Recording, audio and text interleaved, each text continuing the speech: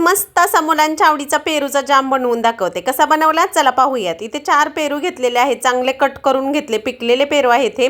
2 glass पातेल्यात पाणी घेतलंय, पेरूच्या सगळ्या फोडी यामध्ये घालून घेतल्या, मऊसर अशा शिजवून घेतल्या.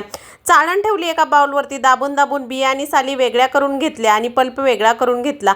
2 ग्लास इतका पल्प आहे तर 2 ग्लास इतकी साखर घातली. फूड कलर येलो ड्रॉप्स घातलेले आहेत. सगळं मिक्स करून घेतलं. 7 मिनिटासाठी चांगल्या बारीक आचेवरती मस्त असा जाम शिजवून घेतला. जाम आपला तयार झाला आहे का नाही हे पाहण्यासाठी एका प्लेटमध्ये घेऊन फिरवून पाहिला. अजिबात फिरत नव्हता, त्यामुळे आपला जाम रेडी झालेला आहे. काचेची भरणी घेतली, त्यात मस्त असा जाम भरून घेतला.